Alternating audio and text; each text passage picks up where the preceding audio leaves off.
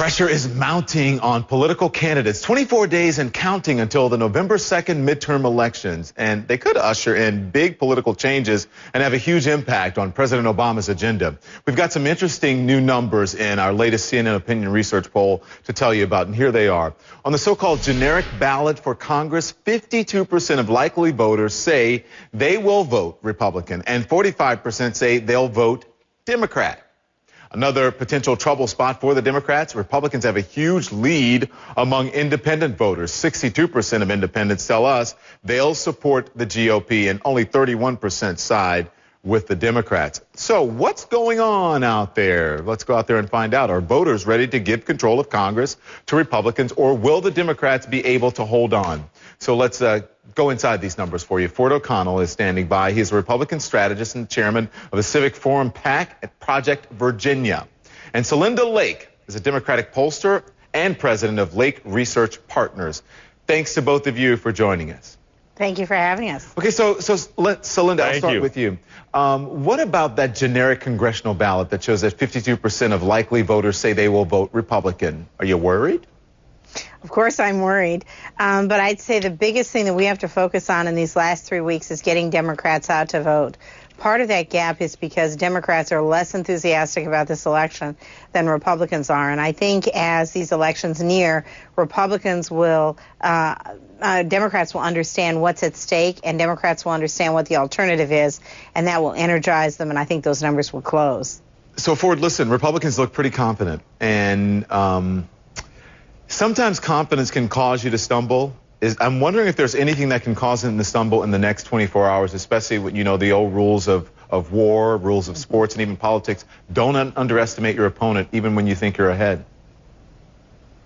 Absolutely. You know, if this were a baseball game, it's the 8th inning, the Republicans are up by a couple of runs. The biggest problem in my mind for the Republicans is their Get Out the Vote program. I'm not sure that they've actually put enough resources into it, and that concerns me a lot. Yes, Ms. Lake is right. They are very fired up. I was down at the Virginia Tea Party convention today, and I have to say they're fired up.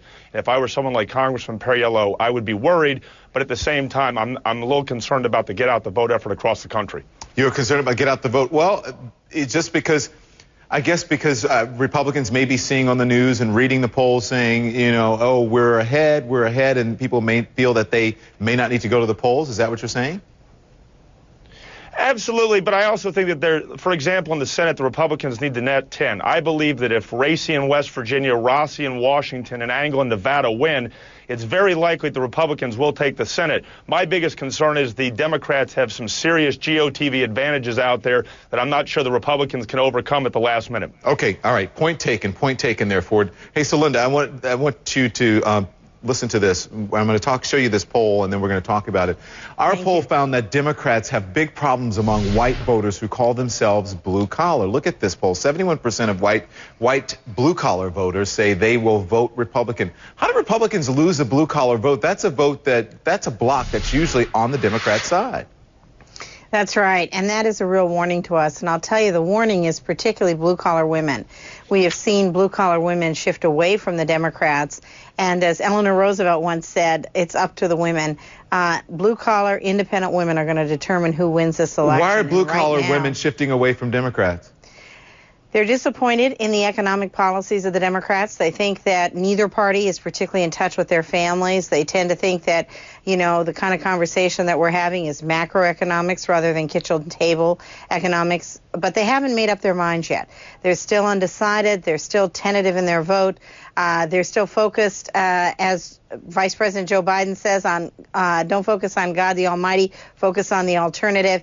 For us, what's really important is to lay out what the alternative is here, and also what our vision is to help families, to help small businesses, and we've got to get that message out in the next 3 weeks. All right, Celinda, you said lay out the vision, and Ford, you said don't be overconfident and get people out to the polls, and that will help the Republicans. Well, I'd also like to... You said that will help the Democrats. Go ahead, I'll give you a quick last word here.